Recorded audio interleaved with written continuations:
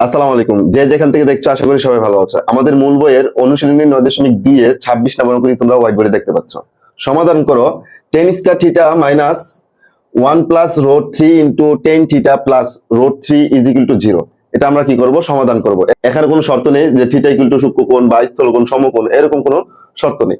আমরা এটা সমাধান করব। দেওয়া আছে দেখো,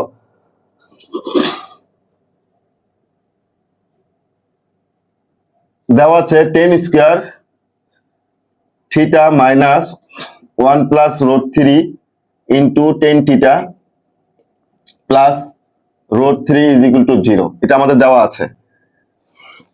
এখন আমরা এটা গুণ করে ব্র্যাকেটটা উঠাই দেব, এতটুকুই কাজ করব। বা tan স্কয়ার থিটা,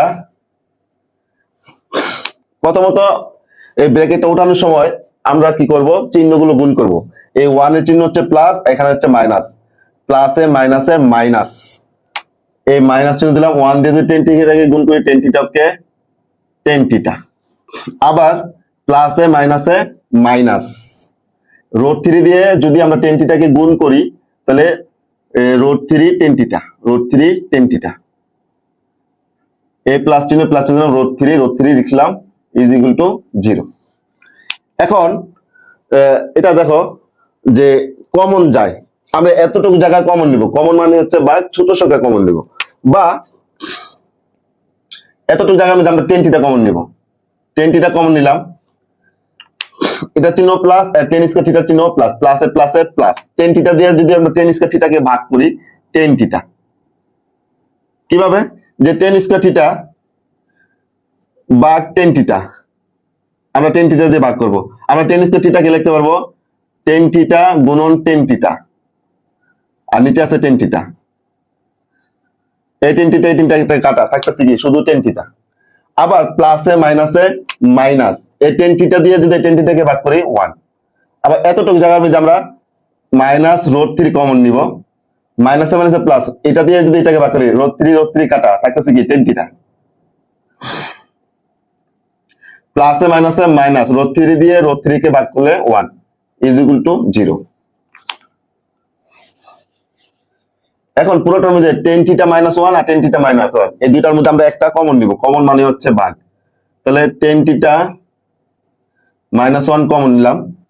তাহলে এই tan থিটা মাইনাস 1 দিয়ে যদি এতটুকু আমরা ভাগ করি tan theta minus 1, tan theta minus 1 কাটা থাকতেছে কি? tan theta. আবার এটা দিয়ে যদি এটাকে ভাগ করে থাকতেছে কি? Minus root 3 is equal to 0। এটা একটা রাশি, এটা একটা রাশি, দুইটা রাশির মাঝে কোনো চিহ্ন নেই। চিহ্ন না থাকলে আমরা কি বুঝি? যে গুণ অবস্থা বুঝি। যে দুইটা রাশি যদি দুইটি রাশির গুণফল শূন্য হয় তাদের যে কোনো একটি রাশির মান কি হবে? শূন্য হবে। এই কথাটা তোমরা লিখে দিবা, বা না লিখলেও কোনো সমস্যা নেই। এখন দেখো, হয় হয় tan theta minus 1 is equal to 0।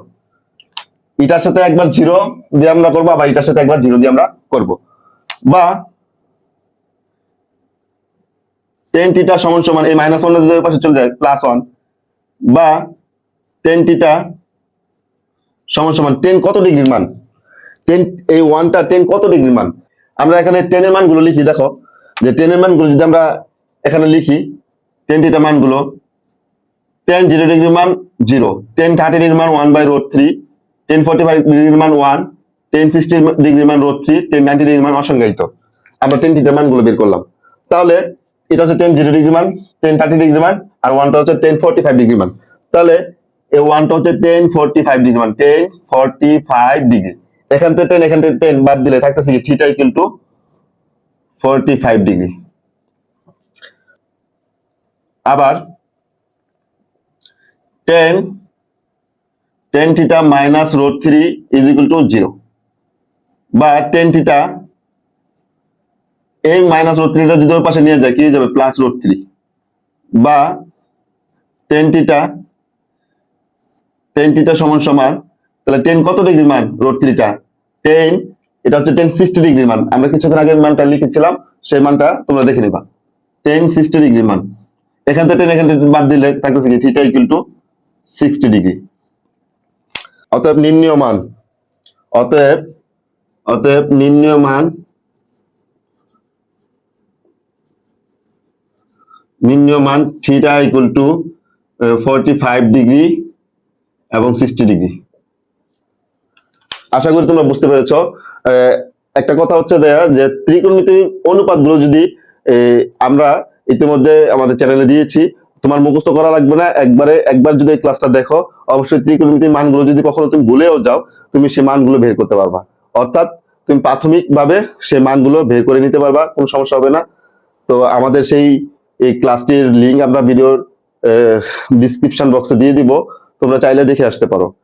আশা করি তোমরা আমাদের আজকের ক্লাসটি বুঝতে পেরেছো। তো আমরা এখানে ভিডিওটি শেষ করব। সবাই ভালো থাকো। আসসালামু আলাইকুম।